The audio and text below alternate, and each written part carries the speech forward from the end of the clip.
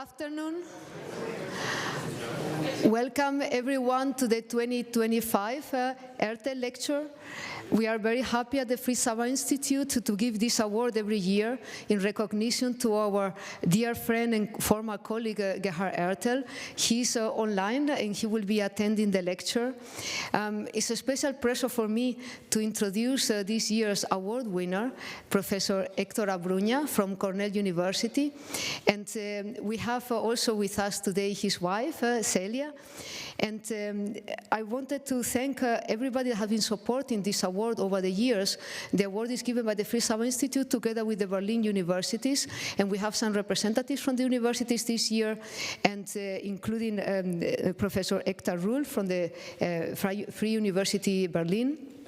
And we have also, normally we have the presidents or vice presidents of some of the universities. At the moment in the FU Berlin, they have some election, and so I think they have excused themselves, but we are very thankful for all the support that we are getting from the local universities. The award is given to us thanks to the very generous contribution of the group of BASF. So we have in the audience Dr. Wolfram Stichert, and he's going to be giving the Laudatio for us.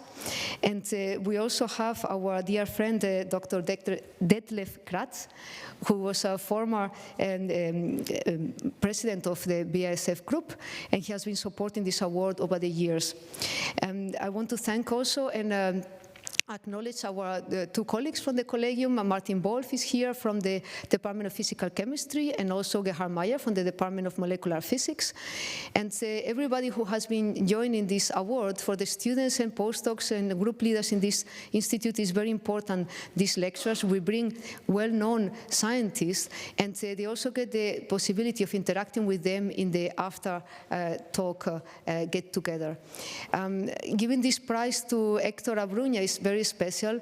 I'm not going to cover what the Laudatio will say, but I know him since many years professionally, but also have seen his interactions with his students and group members. Many of them are professors now all over the world, and he has been a fantastic mentor. There is a very large family, and I think I can mention that I don't know how many professors in the scientific community have their students naming their children Abruña, or after their PhD mentor. So he has 3 students that are given to his children the second name Abruña. So it's just a suggestion. If someone in my group is here, Roldán is a beautiful middle name. So with this, I would like to transfer to the Laudatio. Thank you, everybody, for being here. Congratulations, Tito. This is very well deserved.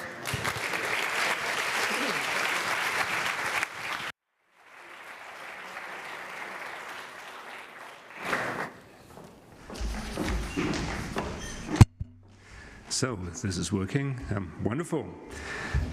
Dear Professor Roldán, Professor Ertl, who is joining us online, and also, of course, Professor Abruña, ladies and gentlemen, it's a great honor and privilege to introduce this year's Gerhard Ertl Lecture Award recipient.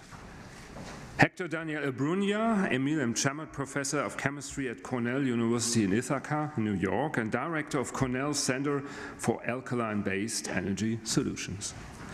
The committee has chosen Professor Abruña for his pioneering work in electrochemistry and analytical chemistry. He has substantially contributed to the development of innovative techniques for investigating electrochemical interfaces with a focus on X-ray methods, transmission electron microscopy, and differential electrochemical mass spectrometry. His research has significantly deepened our knowledge in fuel cells, batteries, and of course molecular electronics. Before I dive deeper into the accomplishment of our esteemed awardee, let me say a few words about the history of the award.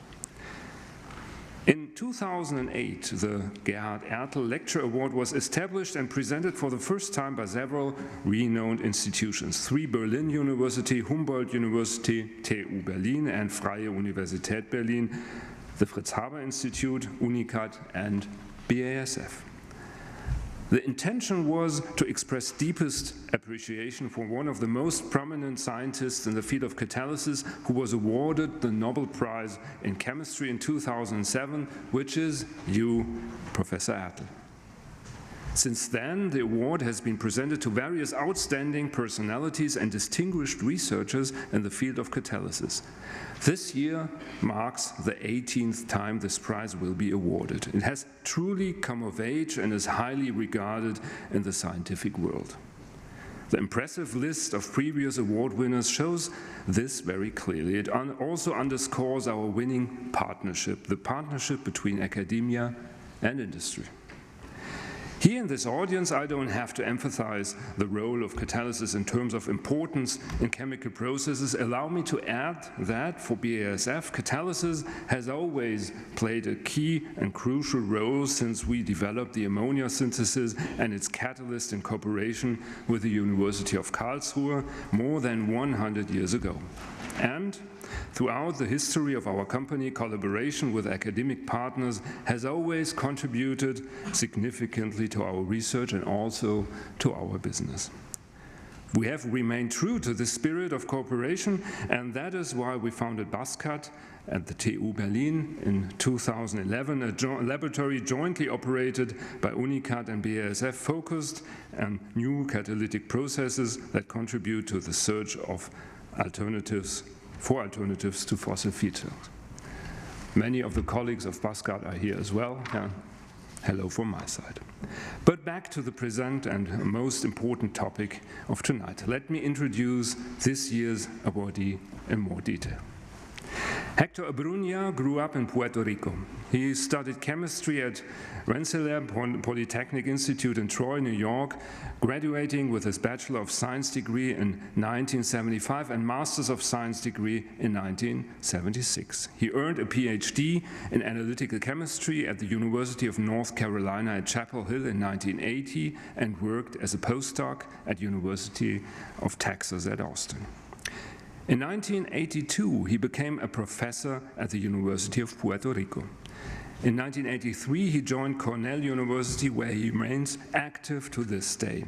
There, among others, he chaired the Department of Chemistry and Chemical Biology and led the Energy Materials Center. Today, as already mentioned, he is Emil M. Chamet Professor at Cornell and Director of its Center for Alkaline-Based Energy Solutions, CABES, which is supported by the United States Department of Energy. At CABES, scientists from different fields work together to advance understanding of how catalysis works at high pH. This should help advance the technology of low-cost, highly durable alkaline fuel cells, electrolyzers, and related devices. Héctor Abruña is also founder of the Abruña Energy Initiative at Cornell. This initiative is developing sustainable energy solutions for clean transportation and other applications. Héctor is a member of the National Academy of Science and the American Academy of Arts and Science. Numerous national and international awards paved Héctor's career and path. Among others, he received the Presidential Young Investigator Award, Electrochemical Studies of the U.S. National Science Foundation in 1984, the Guggenheim Fellowship in 1992, the Faraday Medal for Electrochemistry of the Royal Society of Chemistry in 2011, and the Alan J. Bard Award in Electrochemical Science of the Electrochemical Society in 2019. In 2024, he was presented the Enrico Fermi Award, one of the oldest and most prestigious science and technology honors bestowed by the US government.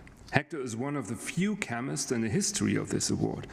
According to a White House press release, he was recognized for revolutionizing the fundamental understanding of electroanalytical chemistry and innovating characterization for development of batteries, fuel cells, and energy materials.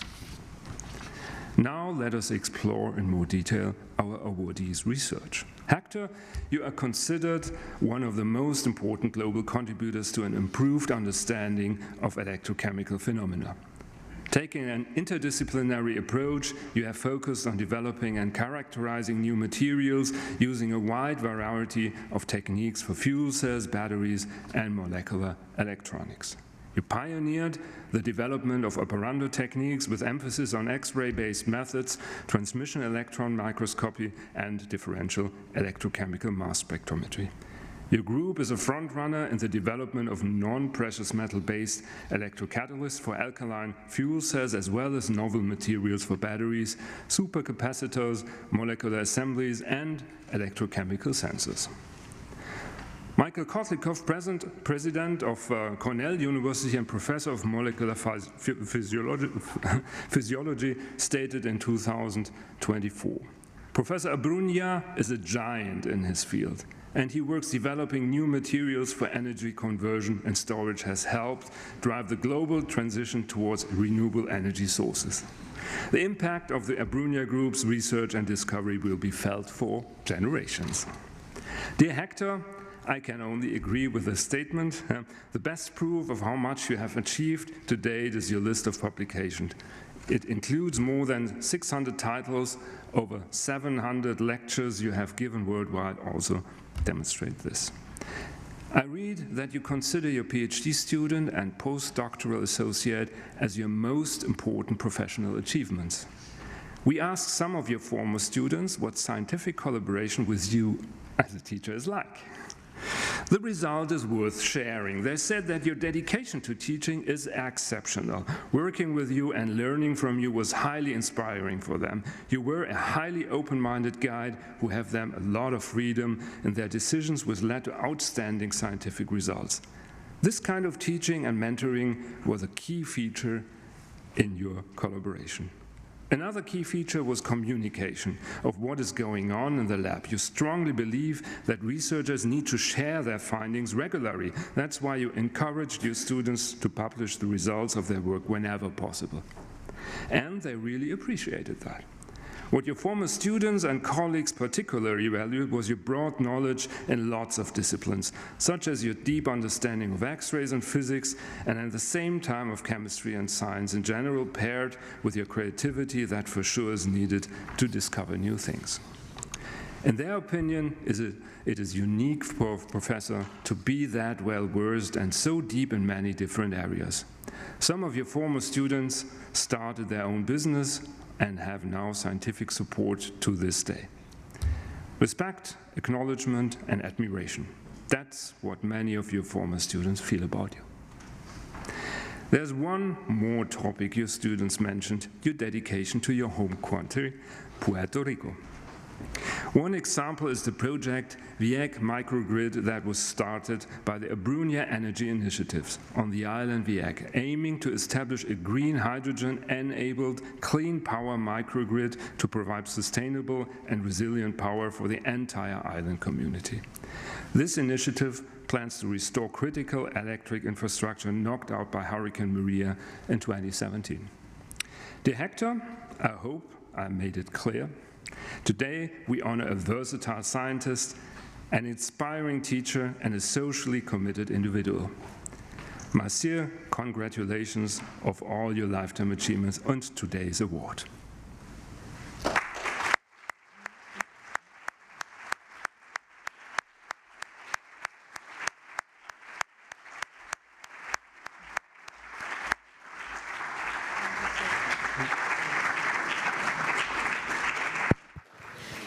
Before we start with the lecture, I would like to give the chance everybody to see and to hear also from Professor Gerhard Ertl about his interactions with Professor Abruña. We found out that they know each other since a long time. Welcome, Gerhard. Understand me? Yes, perfectly. It's okay. It's okay. We met for the first time in spring 2007, when I was invited to Cornell to present a series of lectures here. And I'm very happy that Hector now is coming back to Berlin, to my former institution, to give another lecture. I'm very much looking forward to his most recent achievements. I'm very much impressed by what he has achieved so far. I want to thank him very much, and I wish him also the best for the future. I also thank the organizers of this conference.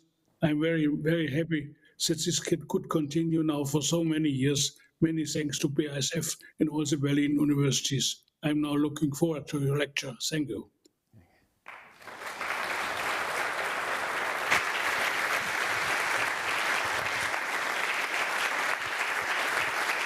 Okay. Thank you very much. Héctor, the floor is yours. Is the microphone on? Yep. Can everybody hear me loud and clear? Yes. The dude in the back? Excellent.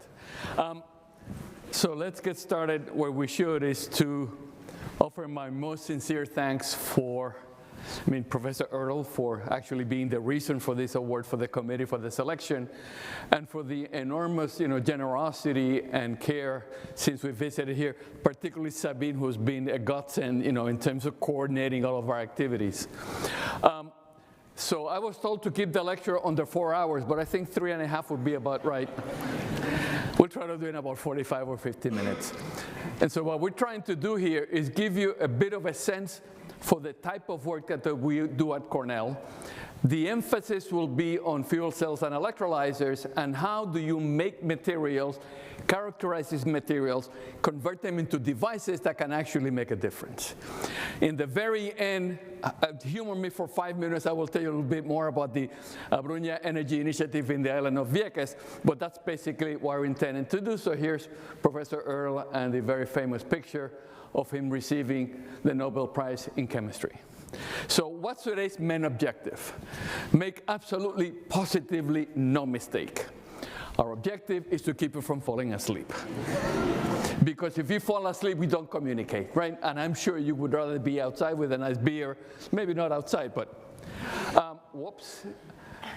And so the other one is to let's have a little bit of fun. Meaning, let's make this so that we communicate. Hopefully you will get an idea of why we're excited about what we do, and get a sense for what the future looks like in this context. Why is this not? Let's see, there we go. And so this is the book. I think you recognize the author.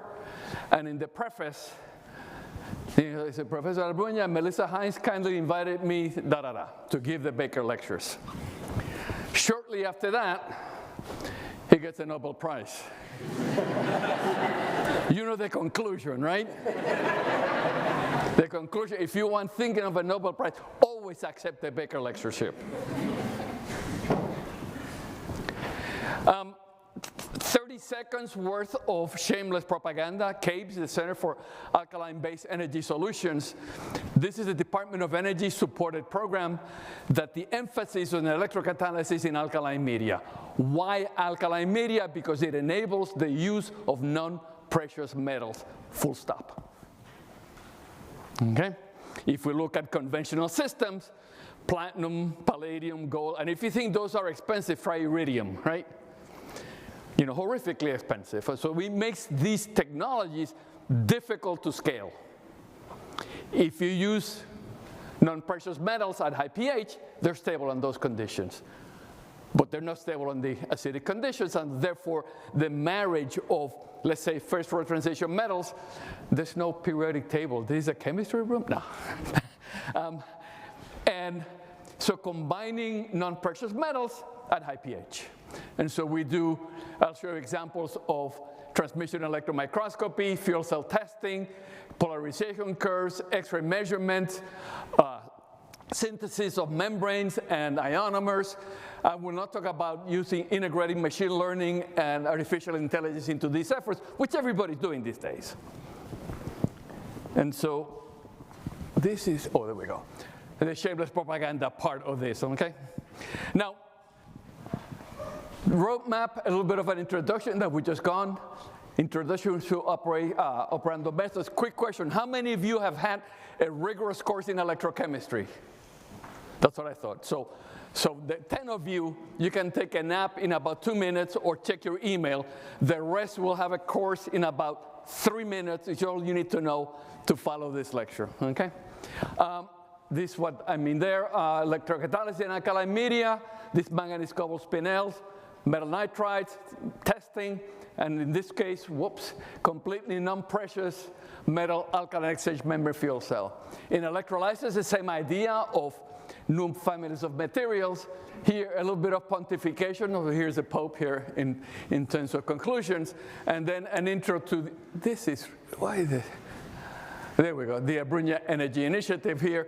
human being for 5 minutes, to give you a bit of an overview of what we're trying to do in Vieques, which is a tiny island, part of Puerto Rico. So the conversion and storage. So you take hydrogen as a fuel, you make electricity. You take electricity with water and you make hydrogen, right? Full cycle. And if you use renewable energies, you have a complete cycle, very efficient, green energy. The only products here are electricity, a little bit of water, and a little bit of heat. Okay? And so the question is, how do you make, I mean, these are clearly, very sort of open concepts. How do you make those concepts deployable in a way that affects, let's say, society?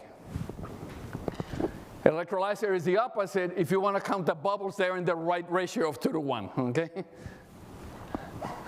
And so why fuel cells? First thing, fuel cells, okay, are not sources of energy, right? There's no fuel cells mined anywhere. Fuel cells are very efficient energy conversion devices, right? This is really jumping all over. In any event, we're all familiar with the Carnot cycle. What was Carnot's first name? What's your name doing? I'd have to guess. Carnot's first name was Sadie, because he was a sadist, making us suffer through adiabatic expansions and isothermal compressions, right? Which is what that means. He also told us that the thermal efficiency is basically, so this is a heat engine. It does work by transferring heat from a high temperature reservoir to a low temperature reservoir. Your internal combustion engine in your car is one of those. And the efficiency is the ratio of the subtraction of the high temperature minus low temperature divided by high. Again, sorry to be picking. You have a car? No. Who has a car? Nobody's going to say I have a car, right? So what's the temperature of your car, roughly? The lady here, what's your name? Yeah. I don't have a car either.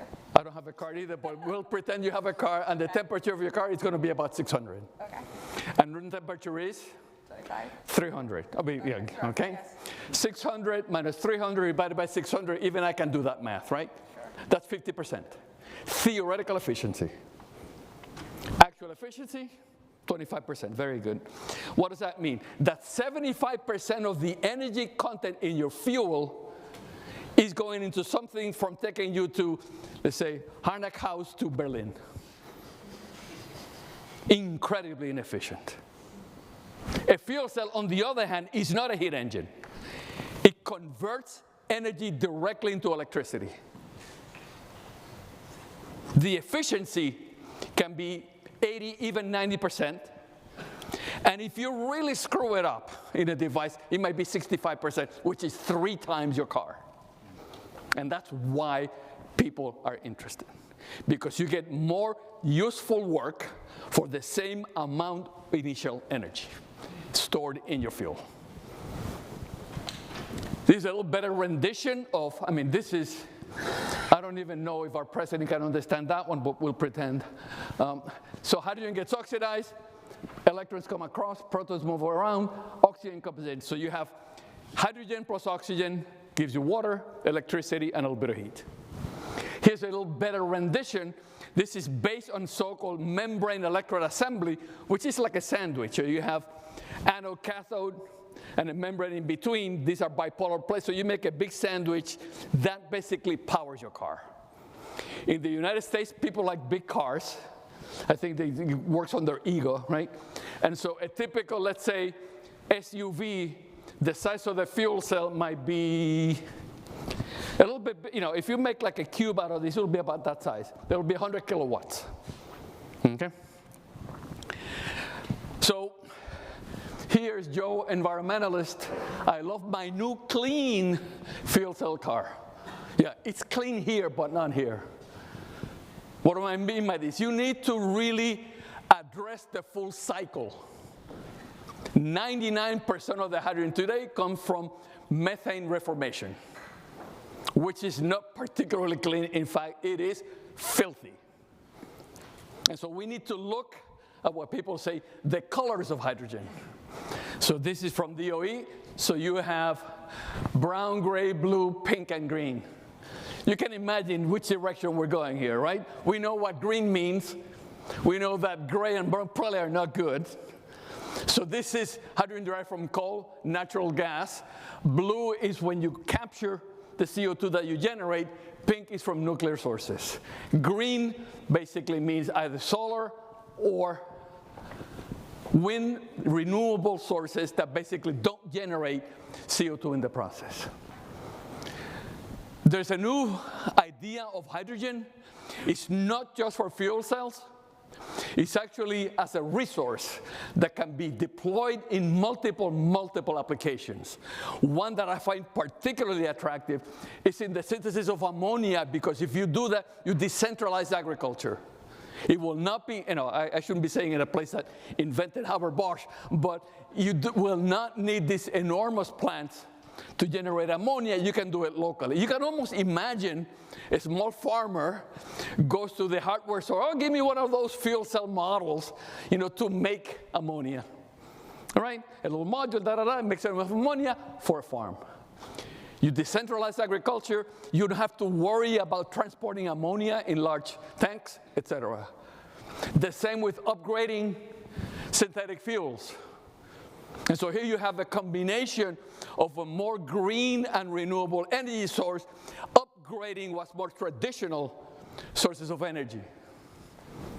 Metallurgy, the same thing. So there's a wide variety of applications that we can come up with, but now we have to focus, how do we make the hydrogen? How do we use the hydrogen that we make? And so the emphasis here on ex situ to in operando. So for this, I use a fishing analogy, right? If you put fish on a line, whoops, that's clearly ex situ. You can put it in a bowl.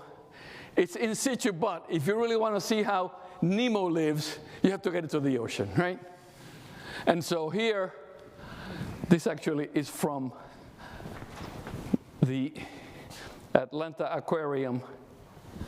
So you can see the little fish swimming around. What do I mean by that? These are very reactive interfaces. Right? You cannot pretend that you open one of these things and it's going to stay just the same. Right? Especially when you work very far from equilibrium. Yet, I am sure most of us sometime have written, the sample was removed and quickly transferred to the spectrometer. Right? How many of you have written that? Almost all of you. Unless rapidly is a microsecond, you're dead. Because that sample is not going to be the same as it was before, and therefore this idea of how do you develop methodologies to characterize a system under operating conditions. So we get now, those of you who have taken electrochemistry can take a 3-minute break. So you hear none of this, super that, ultra great. It's always great, right? Nobody says, reasonably good, right? Planet hype. So a couple of fundamental lessons in electrochemistry.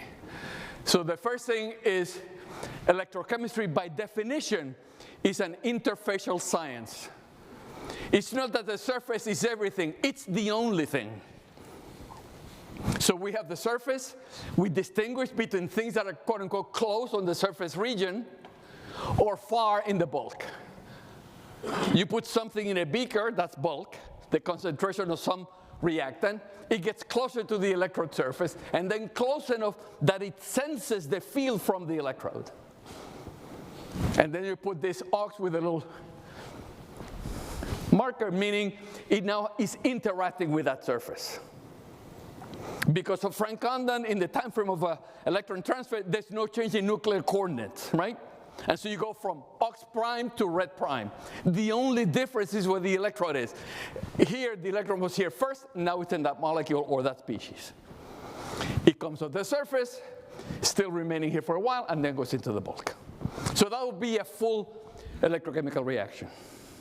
From bulk, near surface, surface electron transfer or whole transfer, depending its reduction of oxidation, come back and back into the bulk. So we worry about mass transport, electron transfer, couple chemical reactions before and after for things like, let's say, CO2 reduction, absolutely critical.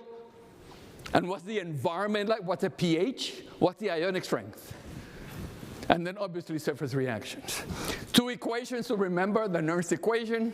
Remember that the Nernst equation only works on activities. We always assume that we know it's wrong and we always do it, right?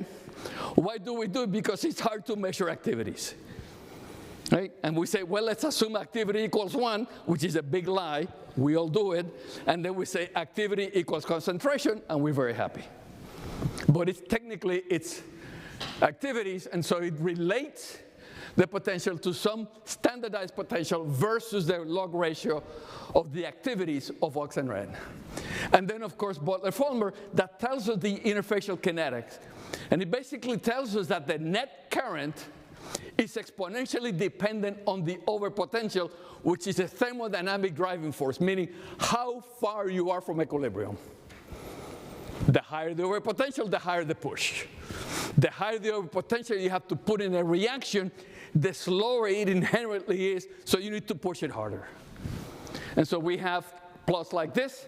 So the dashed line here would be the net current, the red would be cathodic or reductive, and the blue anodic or oxidative. Here's overpotential. At 0 overpotential, there's 0 net current, but you have equal and opposite flowing cathodic and anodic currents. That's called the exchange current. It's like the velocity of exchange in an equilibrium process. And then you have also, in rotating this way, you have hydrodynamic transport. The faster you rotate, the more stuff you bring to the electron, the higher the current. And for transport limited, it should be proportional to the square root of the rate of rotation. And then finally, the ducts that everybody likes in cyclic voltammetry, right? And then a little bit more on Butler-Fulmer. So here is a polarization curve.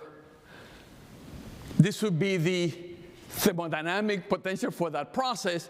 To get some measurable current, we apply an overpotential, which it may not be said, that's an energy tax, right?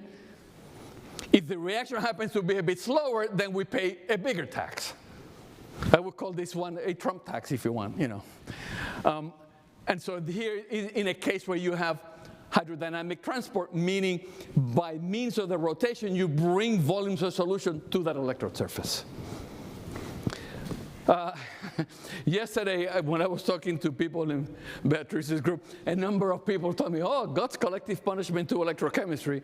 And that I give a lecture, a short course every couple of years. And last time I gave it, there were like 1,200 people on Zoom. It was really astonishing. And so I referred to the oxygen reduction reaction, which is key to a lot of these technologies, as God's collective punishment. Why do I say that? Because it's very hard to catalyze. And why is it hard to catalyze? I need another victim here. Oh, here we go. What's your name, kiddo? What's your name? Young. Why is oxygen reduction so difficult? Because your potential is very high, right? Why is that? What are you trying to do? Transfer 4 protons and 4 electrons in the time frame of a transition state. And a transition state is, let's say, a vibrational lifetime. Close enough? Which is how many? Picoseconds. Picoseconds, very good. They taught you well. So imagine transferring 4 electrons and 4 protons in 20 picoseconds. That's just hard. And we pay a penalty, a penalty of about 300 to 400 millivolts. Remember that hydrogen oxygen is 1.23 volts. So that represents 25 to 30% of the energy content. And so anything you can do to lower that, you're in the right direction. Oh, let's not fall. So what do we look for? Right? Now we're all experts on this, right? Let's say this is for oxygen reduction. Theoretically, the oxygen reduction should take place somewhere out here at 1.23 volts. There is no known catalyst, 0. Uniquely 0 that can do that. All we can do is lower that overpotential. And so we can see here different catalysts, palladium and carbon, palladium cobalt, etc. Which one is the worst? The black one here, right? Why? Because it has the highest overpotential, it's the furthest to the left, and it doesn't reach mass transport. The best, the navy blue, this platinum palladium cobalt. It has the highest onset, and it reaches mass transport the earliest. And that's all the electrochemistry you need to know for this lecture. Okay, so those who are looking at your emails can come back to the lecture. And so this will be like stamp collecting, a little bit of some things. Manganese cobalt spinels, which is our initial hit. How do you make these things using transition metal nitrides? Testing with membrane electrode assemblies. Whoops, this should be activated there.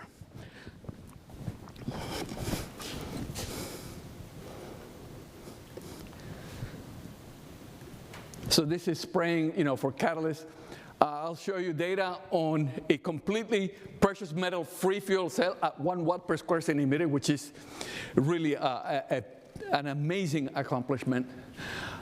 Nickel, iron, cobalt, I will not have enough time for these guys. A little bit on electrolyzers, and then as I say here, humor me for a few minutes when I talk about the Abruña Energy Initiative. Now, in our work, we make extensive use of transmission electron microscopy, 2 modes of imaging. HAT, which is high-angle anaerobic dark field. This is for elastically scattered electrons. And so the imaging is proportional to the intensity to atomic number to the 1.7 power. So heavier elements look brighter than less heavy elements.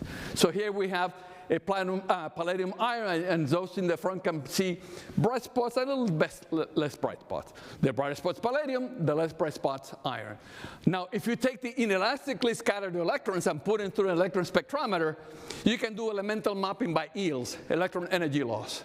And if you do that, so here's the ADF, here is the palladium map and the iron map, and here's a composite. What can you tell from that? Big guy, what do you can tell? It has a palladium skin, very good, right?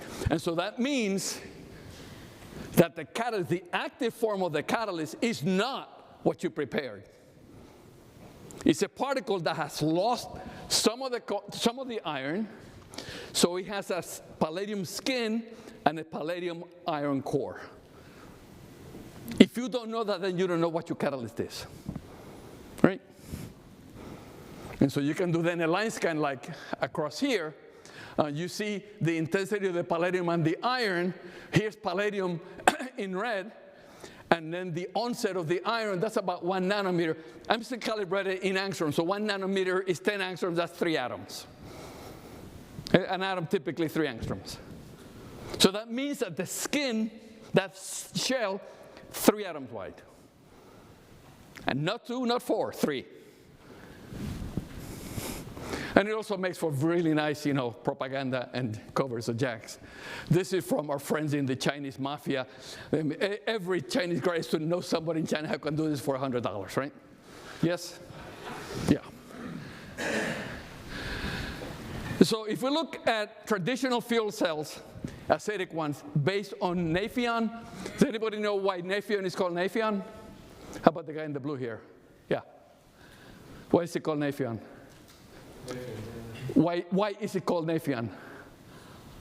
It's a special group to... No, that's not why. Why is the name? Naphium is Na, right? Sodium, F, fluorinated ionomer, so Naphion. Okay? It's basically like a superacid, so you need precious metals, right? And so you need things like platinum, palladium, iridium. But we want to go away from those, go to alkaline media. Notice that acidic is red and alkaline blue, so we keep the litmus paper colors. Manganese, cobalt, iron, copper. These materials will be stable in alkaline media. So it opens the opportunity to look at those. Also notice the net reaction is the same in both hydrogen and oxygen and water. But in the case of alkaline, water is a reactant. What does that mean? It means that I have to take a drink of water, but it means that water management issues are going to be critical here. So here's one first example a few years ago, this manganese cobalt spinel, where we were able to tell that it's a synergistic approach between the two metals. So in this case, the manganese activates the oxygen, the cobalt activates the water. How do we know they're synergistic? We do X-ray absorption spectroscopy. So here is typical X-ray absorption data. And if we look over here, the change in the intensity as a function of potential, we can choose the value at which it changes the most. So you use that as a marker of changes in oxidation of each metal.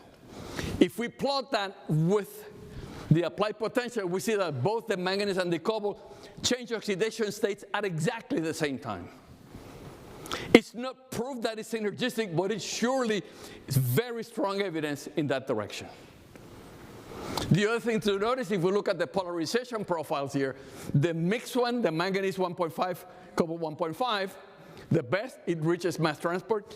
In 0.1 molar KOH, the limiting current for 4 electrons is 3.7 milliamps per square centimeter, which is right there. The cobalt is displaced, so you know it's less good because the overpotential is higher. And the manganese one doesn't even reach 4 electrons. So there's no question this is the better of the three. If you look at the polarization profile, so here is the manganese cobalt spinel versus platinum in an RDE.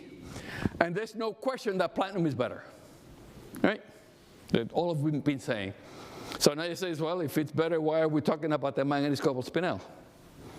If you put it in a fuel cell at different relative humidity, so this is 100% and this is 50%, the platinum really struggles, whereas the spinel clearly outperforms.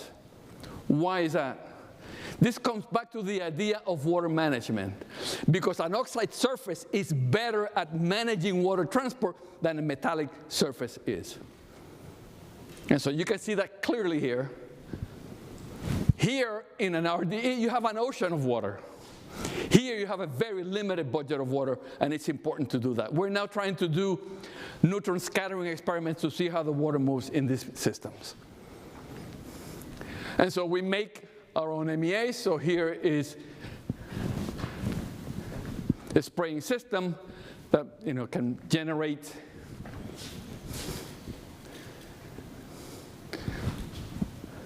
you cannot even see the stream. It's very, very fine. And so then you make the MEA. These are the current collectors. This is the fuel cell step. And the fuel cell system that we use, Scribner, which basically what everybody uses. I don't think there are too many other people who make fuel cell stations. So if we do that, we get power characteristics using a non-precious oxygen reduction catalyst that's 1.2 watts per square centimeter. The best in Nafion using platinum and platinum ruthenium is 1.5. So it's not that, but it's not far.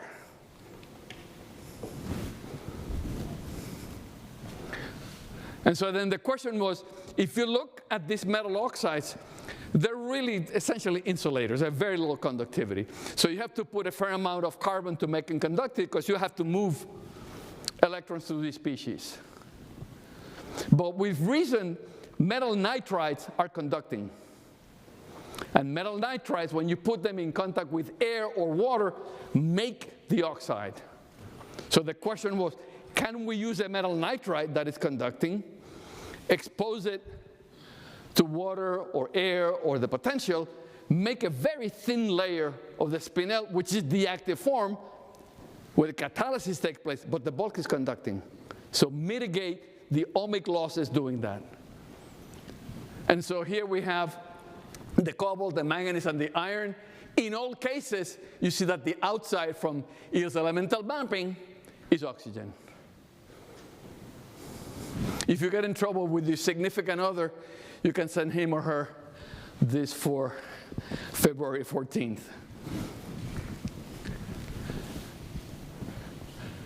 And so what happens, let's say in the cobalt nitride, air exposure, you make this core shell, where the shell has the active spinel, the core is a conducting nitride.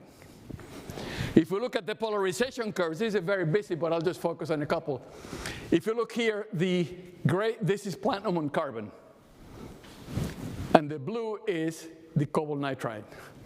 Where it matters, at the maximum power point right here, they're on top of each other. Which means, under those conditions, you could not tell them apart. And you say, if they can't tell them apart, why use platinum? I'll use cobalt. Thank you very much. If you look at the Tafel slope, a Tafel slope tells you how much of a change in overpotential to get an increase in current. The lower it is, the better you're off. And so you have here, for platinum it's about 66, which is typical, but the spinel is 37, almost half. Meaning if you increase the overpotential, in the case of cobalt, it's twice as effective in enhancing the rate of your reaction. Now here's a little crystallographic issue. Here is the manganese nitride, here is the spinel. How do you go from something with a lattice parameter that looks like 4.21, I mean 4.19 to 9.4? No amount of hand waving is gonna get you there, right? But if you rotate this guy a little bit, whoops, like that,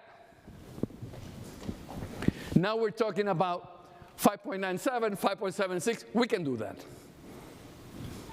And actually what happens, and here's by TEM, you can see the lattice for the nitride here, and within a single lattice parameter, it goes from the nitride to the spinel, right? Epitaxially. What are the consequences of this? They have different lattice parameters. So when you go from that guy to that guy, it puts a compressive strain. Why is that important? Because what it will do is modulate the binding energy of the oxygen to be a little more conducive for oxygen reduction. And so basically you go from that to that because it has to accommodate when you have this epitaxial growth, and it's basically compressively strained. Now we can also use tachography to image these things. The advantage of tachography is that it's sensitive to both low and high Z elements. And so if we look, so it's like going into the crystal. And you can see here, all those small spots, those are the oxygens in the spinel lattice. You could not see that with regular TEM. So in tachography, you basically measure all of the scatter intensity, and then do a back Fourier transform, and then depending on the energy you use, it tells you how deep you're going into that layer. It takes an enormous, these are very large data sets, and it takes a lot of analysis, but there's no question that it really illustrates how you go from the nitride to the spinel clearly across a single lattice parameter. And so this is collaboration with Manos Mavrikakis at University of Wisconsin. They did the calculations, and basically it tells us that this structure with this compressive strain gives you the most sort of horizontal energy landscape, which is most conducive to catalysis of these reactions. This just came out a few months ago in Nature. The other thing, we developed this, one of my students developed this program. You can actually run it on your iPhone. Let me see if we can. So, here we go. And see, escape here. Oh, come on.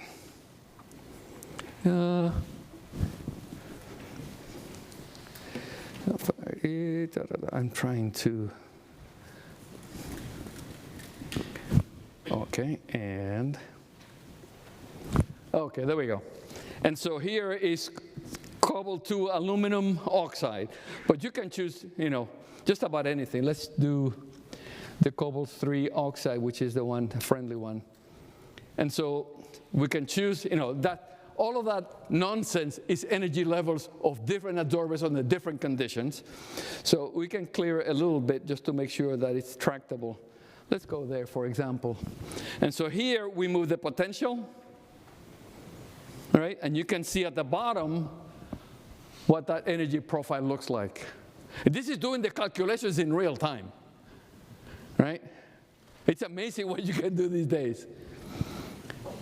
And so what you do then is match this until it's sort of horizontal right around there, right? It's then downhill. You can then down here modulate the strain. It's much smaller. Whoops. You can see those levels moving just slightly, right? Whether it's positive or compressive or expansive strain, and that modulates that energy just enough to really get you over that barrier. Why do I do this? Because it gives you enormous capabilities of using this software. You can just basically plug in your composition. It will calculate those energetics.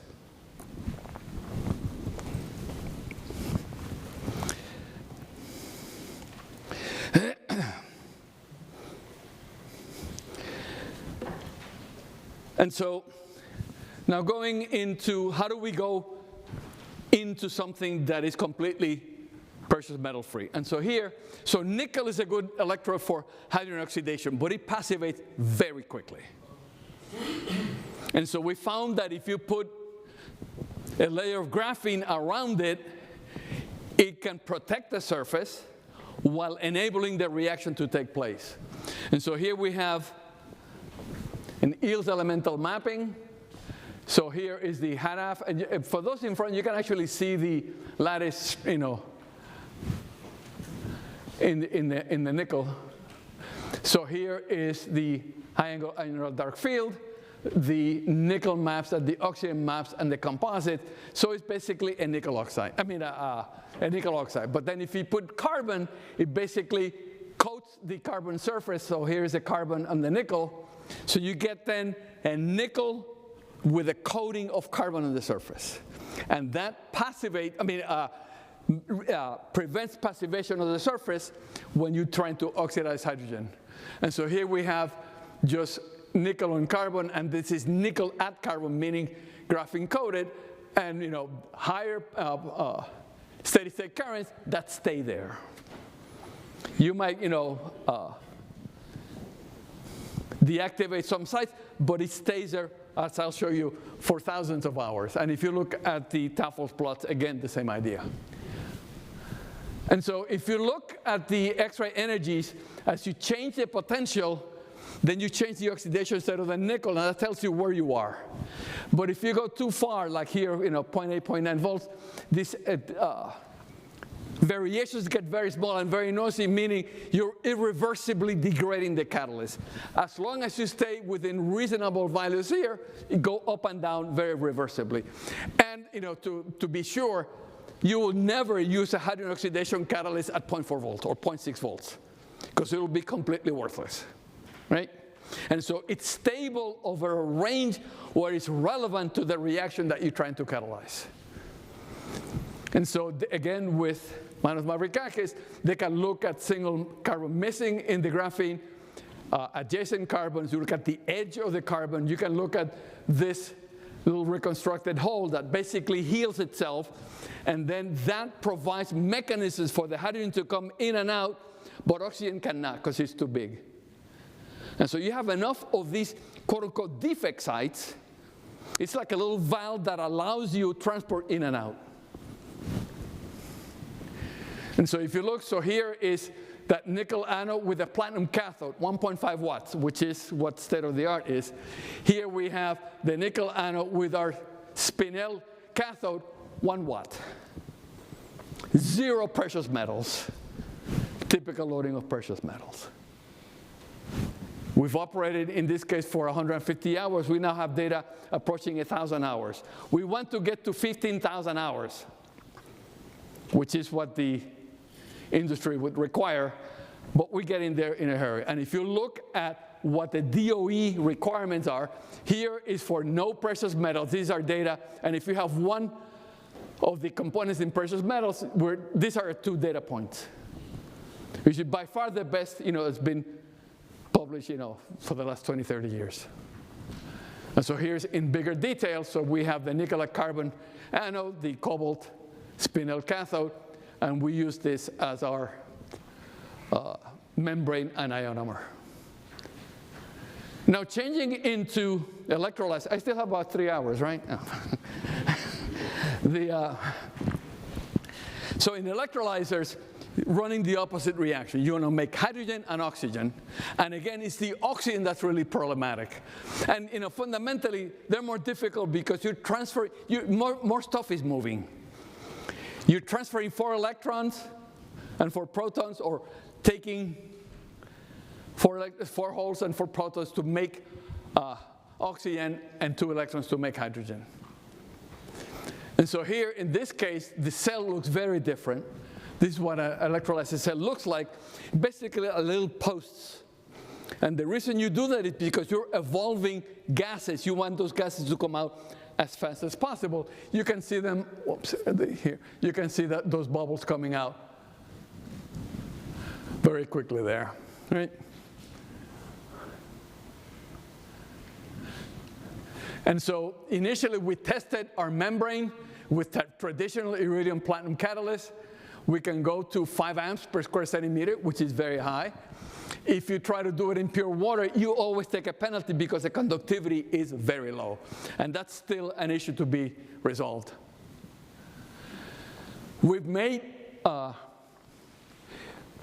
it's mixed, it's almost like a mixed soup of first order transition metals, nickel iron, nickel cobalt, and nickel iron cobalt, using very traditional MOF. And now that this year's Nobel Prize was in MOF, so this basically along those lines. This is a very simple synthesis. If we look at the EM, we can see that the microcrystalline. If you look at the distribution, I mean, this really looks like the palette of colors that you would expect when you have 3 elements uniformly distributed across those nanoparticles. And if you look at the polarization profiles, so here is iridium black, which is the most active and most expensive. And here is our nickel iron cobalt in the orange. The difference in polarization is 40 millivolts, which is significant. But the cost differential is 10,000. So I would rather sacrifice 40 millivolts and save the money. And so if you look, this would be in water electrolysis. At low current densities, the iridium and this oxide are basically the same. At higher current densities, this guy is better. It has a lower polarization. This is in 1 molar KOH.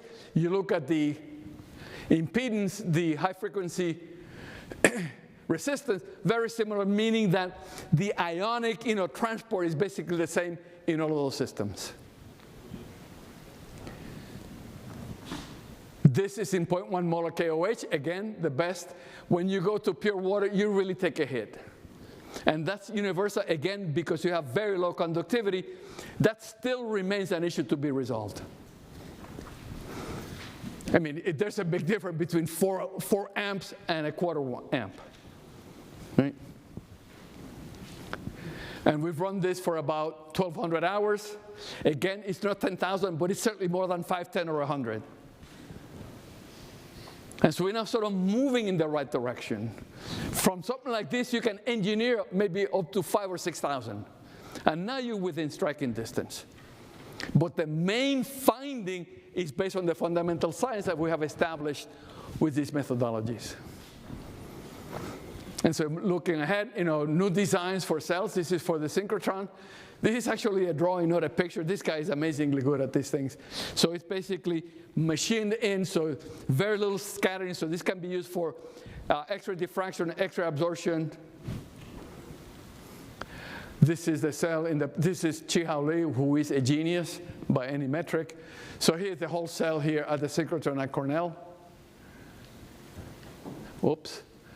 And then the water electrolysis cell, again, the same idea for looking at these materials. And so whoops. Am I missing something here? Hold on. Okay. And so now in the last 5 minutes or so, a little bit of the Abruña Energy Initiative. I feel funny, because, it carries my name, so it makes you a little bit uncomfortable. But this came about, I shouldn't be saying here, you remember when Volkswagen was caught lying like hell about emissions, right? I shouldn't say that, but it's true. So when the class action suit was settled, there was a little bit of money left in that context. I mean, the settlement was like $10 billion. If you want to miss $10,000 million. And there was about 30 million left. But it had to be used in renewable energy projects. And about 4 years ago, I got an email from, at the time, Dean, on a Tuesday night, which is very unusual. And he's saying, how would, 8 to 10 million in philanthropy move the needle? And I say, a whole ton, right? So he says, I'm talking to the board of trustees tomorrow, I need a proposal. I said, you're the boss, you will have a proposal. And so this was 8 o'clock at night. By 1:30 in the morning, I sent a proposal, knowing that the people who would review this would not be scientists, but lawyers and judges and whatever. So I had this idea, a little bit of science, but a demonstration project to bring that technology to people. And so after many iterations and changes, we got 8.6 million from the available 32 globally, so that we were very happy. And then the dean said, because it was my crazy idea, it has to be called the Abruña something, so Abruña Energy Initiative. That's how that came from. Part of this at Cornell, we had the first, so there's a battery component and a fuel cell component. So this is a first level 3 battery charger, that's yours truly here. And so the ceremony, this is President Kotlikoff, powering his Cadillac Lyrique. For those of you in the front, this is an amazing picture because he catches the moment we cut the ribbon and he's still standing. Yeah, it's really an amazing. So here's President Kotlikoff and here are the people who work with me. And then the more important one, Vieques. Vieques is, any of you have been to Vieques? So Puerto Rico is a collection of islands. The quote unquote, the big island is, everybody knows as Puerto Rico, which is 110 miles long and 35 miles wide. Tiny. But Vieques and Culebra are even smaller. So Vieques is about 50 square miles, Culebra about 20 square miles. And so in 2017, Hurricane Maria completely devastated. So in kilometers, that's about 250 kilometers an hour. Imagine winds of 250 kilometers an hour coming through Berlin. So what are the consequences? So here is the storm was bigger than the island. This is the eye of the storm.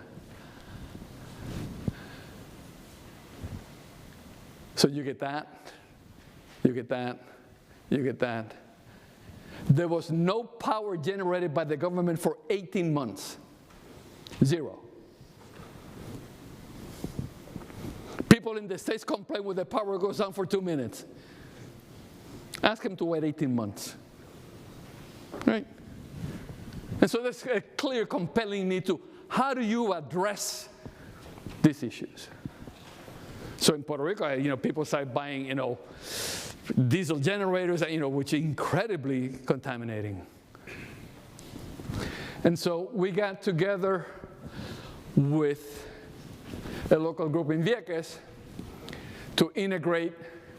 It's going to be solar, not wind, because with another hurricane, all of the wind mills would go into, whoops, come on. Oh, come on, why is this? Oh, come on.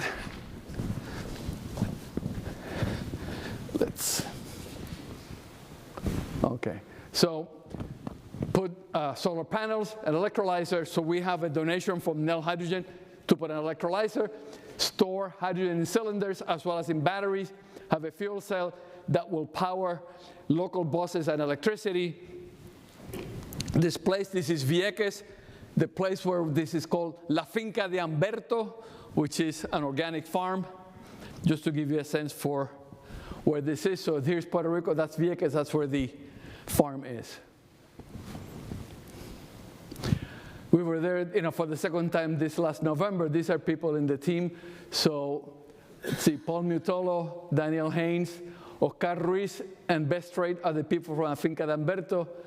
And Alex van den Hende is a graduate student who developed a software program to calculate energy needs based only on latitude and longitude.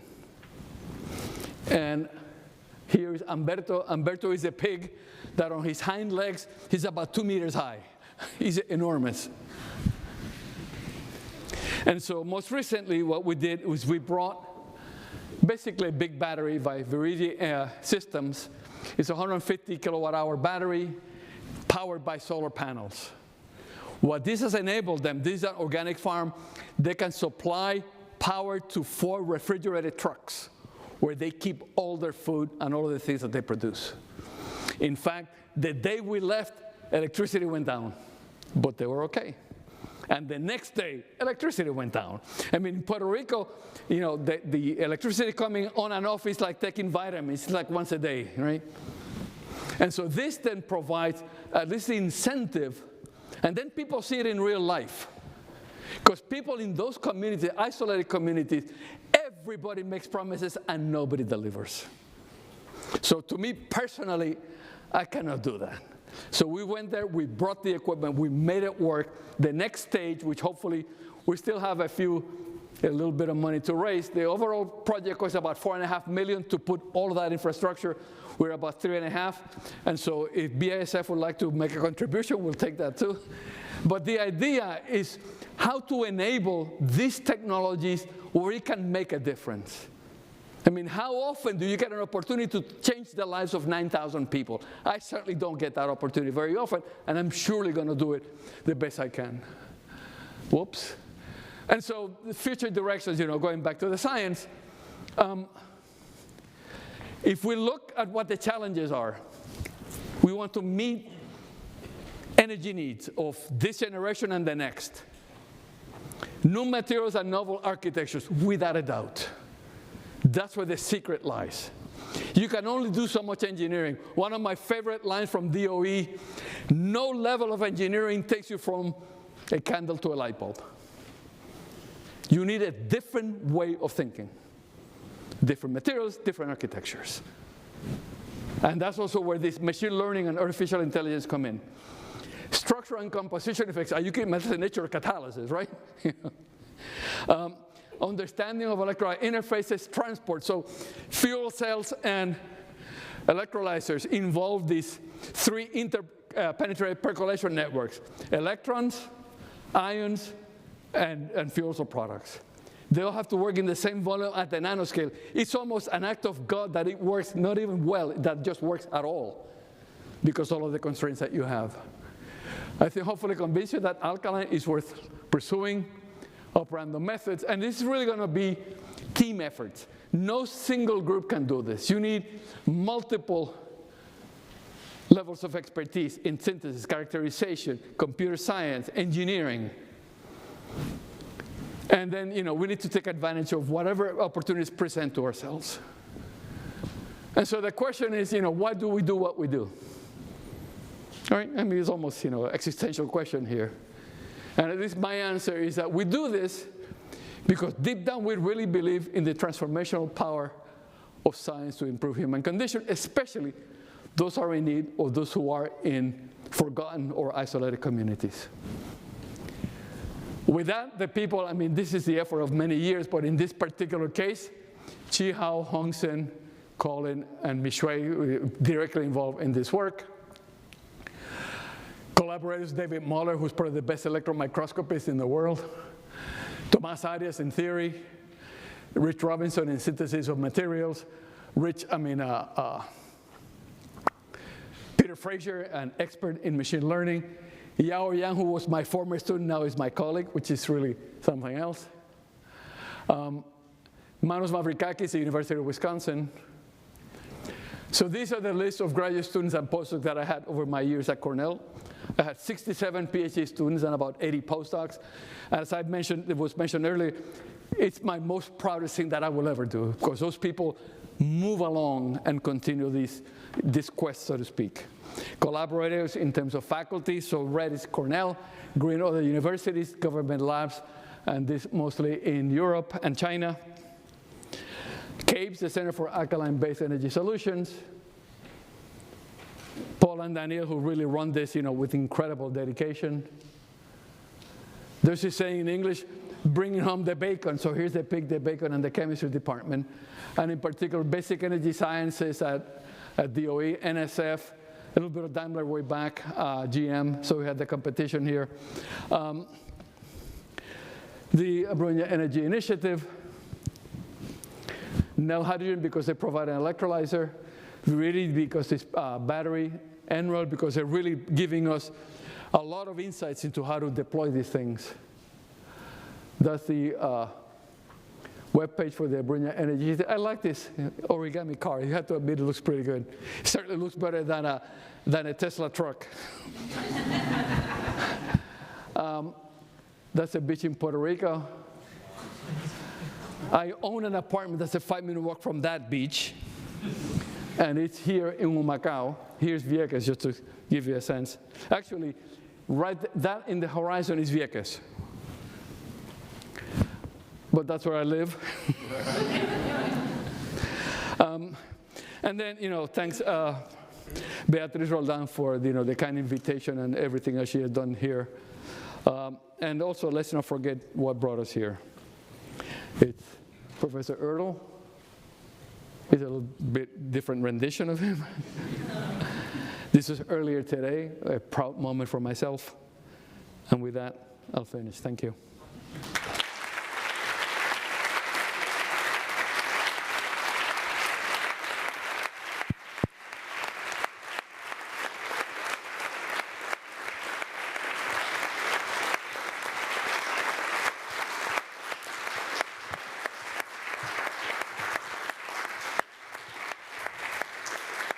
According to my watch, I still have 3 hours left, right?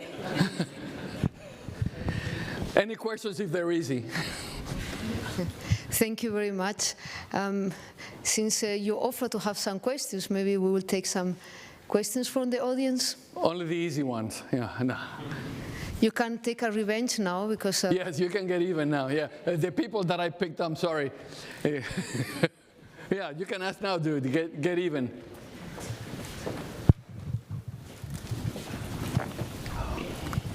You can see what had the water strategically positioned in the room. Like. So, just a question about the, you have this graphene sheet around one of your nickel. Things, yeah.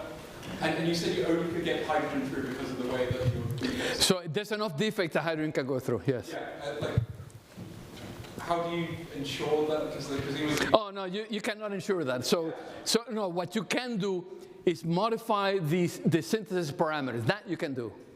Okay. And that basically reflects, so we use methane, burn the methane and makes the graphene. The flow rates of those things and the other gases makes a huge difference. And so we do in those cases, we do it on flat surfaces and then look at what the whole structures are, and then once we set those conditions, you do it on the particles.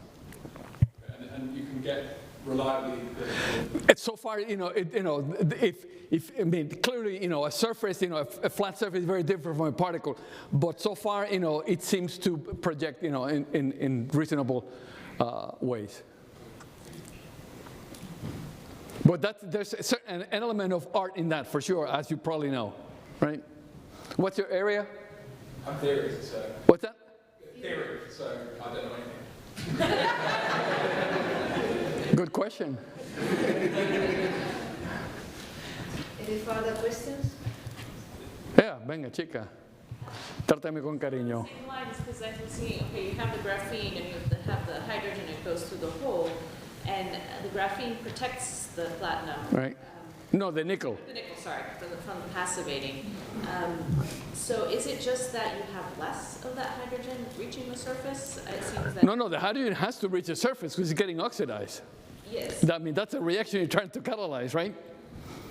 It shows that by having that, in some sense, controlled pore size and accessibility, because the graphene is not going to be particularly good at hydrogen oxidation.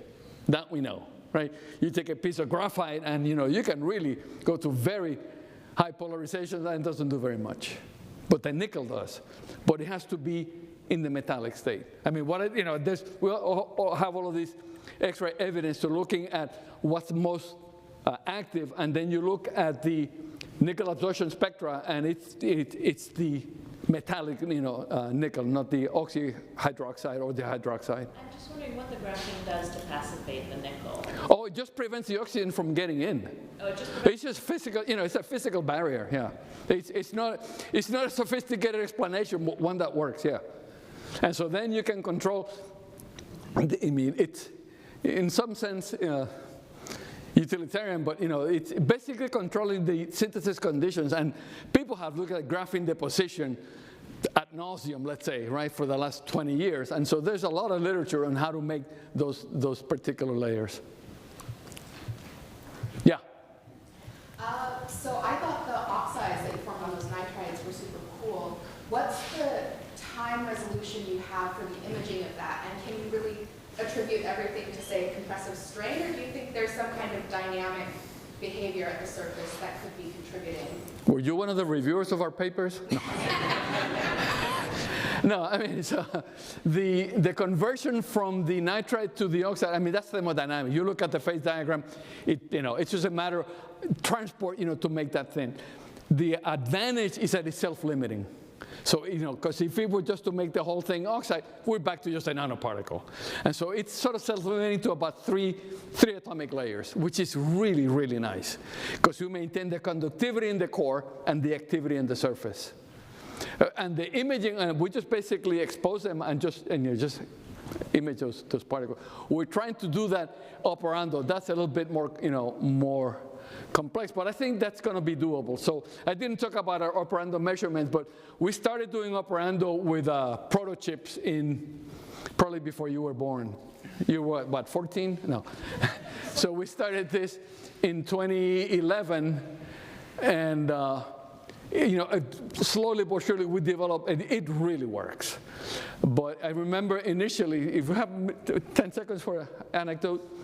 So I remember, these are very expensive chips, right? And I remember the first one we connected, and the electrodes get vaporized. And you say, oh, maybe there was something wrong. We put another one, vaporize again. I said, wait a minute. And so I asked my friend David Muller, tell me exactly all of the connections. Well, we have this, and of course we have a 5-volt bias to protect the instrument. I said, what? So you put 5 volts across a thin film of gold, you're going to blow it apart. So what you needed in terms of instrumentation was a quote-unquote floating input potentiostat, if you're familiar with that. And so I happened to have one of my former students who was the key engineer at Gamry. So he designed one for us with the right connector, and it worked beautifully. But we basically vaporized those two chips like in less than a second, connected, funk. And so there's, but now it's much more reliable. We can get beautiful voltammetry of platinum. We've looked at copper UPD on platinum, and you see a single monolayer of copper in real time under operating conditions. I mean, I can show you that if you want later. And also, for CO2 reduction, I mean, there's the idea that whether it's an oxide or not, which I find difficult to fathom that at minus whatever 1.8 volts you have any oxides. So we did an experiment, and what happens is you take copper nanoparticles, and they become like flowers with incredibly high density of defects, and that's the active form. The moment you remove the polarization, they make these beautiful cubic copper oxides. And you can see it in real time. So those type of things, are really providing the mechanisms and the insight that we need. Obviously, you cannot do that for everything, but enough of those really can present opportunities in which directions to go. But you didn't answer my question. Were you one of the reviewers? In the back. Yeah, I noticed that you use a very stable AEN in your experiment, in water slider and fuel cell both. So how do you view the stability issue of those AENs? Because a lot of time we use Neptune because they are very stable. But Neptune doesn't work in alkaline. But AEN degrades quickly out. Okay, so you hit, to me, the key point. Right now, I think we have enough good catalysts for both fuel cells and electrolysis that operate in alkaline media, but we don't have a good enough membrane. Yeah, that's also what happened. But I mean, 1,000 hours is not bad. And so we're working, these membranes are from our collaborators in China, Wuhan University, but we have also within the center developed membranes that are almost, actually as good, except that the synthesis is a bit more involved using phosphoniums as the cation sites. It's hard to upscale the synthesis, but those are tremendously stable and also very high ion exchange capacity and conductivity. But I think the key will be the membrane ionomer. I completely agree with your assessment. Thank you very much, Héctor. Congratulations. I think we will have some time for discussions in the after award get-together, but let's give you your well-deserved award. Mm-hmm. Whoops. I think we should pose for the photography.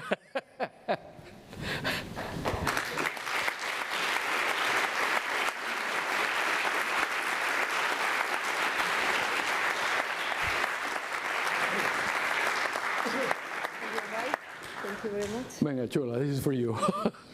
Get up. Show everybody how beautiful you are.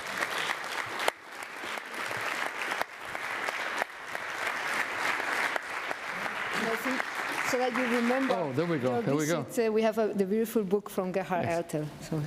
I had lunch with him, and it was magical, Maybe yes. Oh, there he is. It really was magical. Hopefully he doesn't have any questions, because I don't want to be embarrassed in public. I was very much impressed about what you can do nowadays.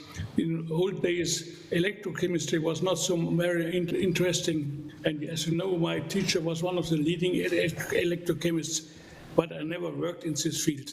So I'm very much impressed, and thank you very much for this very inspiring lecture, and wish you also best for your future research. Thank you. Thank you. Thank you very much.